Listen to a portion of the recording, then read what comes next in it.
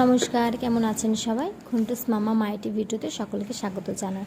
আজকে বুঝতে পেরে গেছো যে আমি কি রান্না করছি। চলো তোমাদেরকে আজকে শেয়ার করব পাটিসাপটা কী করে বানাতে হয়। প্রথমে একটা ব্যাটার তৈরি করতে হবে, আর সেটা তৈরি করার জন্য লাগছে পরিমাণ মতো ময়দা, তার সাথে লাগছে সুজি। যতটা পরিমাণে ময়দা নেবে তার হাফ কিন্তু সুজি নিতে হবে। আমি এখানে সুজিটা একটু কম পরিমাণে নিয়েছিলাম প্রথমে, কিন্তু পরে আমার সুজিটা কিন্তু লেগেছে। আর এখানে আমি 2 কেজি দুধ নিয়ে এসেছি রেড কাউয়ের।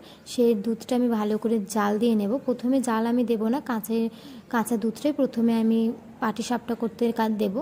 আর এখানে পরিমাণ মতন নুন আর পরিমাণ মতন চিনি, যেমন মিষ্টি খাবে তার তেমন মিষ্টি দিয়ে ব্যাটারটাকে তৈরি করবে।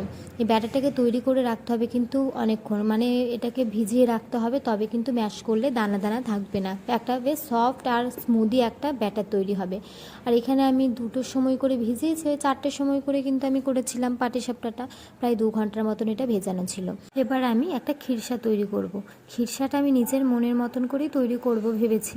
এখানে প্রথমে কড়াই 2 চামচ চিনি আর 2 চামচ জল দিয়েছি। এটা একটা ক্যারামেল তৈরি করব। ক্যারামেলটা তৈরি করলে পারে খিরসাটার কালারটা হয় খুব সুন্দর, বেশ লাল হয়। আর এখানে তুমি পরিমাণ মতন এখন চিনি দিতে পারো, অথবা পরে যদি লাগে তুমি তখনও দিতে পারো। এটা ক্যারামেলটা তৈরি হওয়ার পরে আমি এখানে দিয়ে দিয়েছি দুধ। যতটা আমি খিরসা তৈরি করব সেই পরিমাণে আমি দুধ দিয়েছি। তার সাথে একটা এলাচ ফাটিয়েও দিয়েছি, বেশ ফ্লেভারটা ভালো আসবে। আর এখানে আমি চালটাকে ভিজিয়েছিলাম প্রথমে, ওই আতপ চাল, সেটাকে ভিজিয়ে রেখে হালকা বেটে নিয়েছি। মিহি করে না বাটলেই হবে, একটু দানা দানা থাকলে বেশ ভালো লাগবে।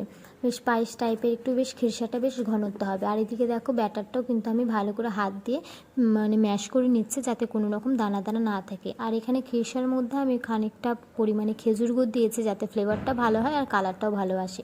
কড়াই প্রথমে তেল ব্রাশ করে নিয়েছি, তারপরে ব্যাটারটা দিয়েছি 1 হাতা। এরপর আমি এখানে খিরসাটা দেবো। এই গ্যাসটা কিন্তু পুরোটাই লো ফ্লেমে রাখবে, কারণ যদি একটু হাই ফ্লেমে রাখো না, তাহলে নিচেরটা ধরে ধরে যাবে, ওপরটা কিন্তু শুকাবে না, মানে বেশ সেদ্ধ টাইপের হবে না। আর এদিকে কিন্তু আমি খিরসাটা মাঝখানে দিয়ে হাতের সাহায্যে হালকা করে ঘুরালেই কিন্তু পুরোটাই বেশ ভালোভাবে সুন্দর করে উঠে যাবে।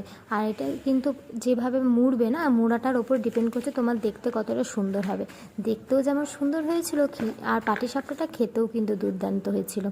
আমার সোনা বাবা, সোনা মা, মা, বাবা, দিদি আর অরিজিৎ সবাই মিলে খেয়ে প্রচুর নাম করেছে যে দুর্দান্ত হয়েছে পাটিসাপটা।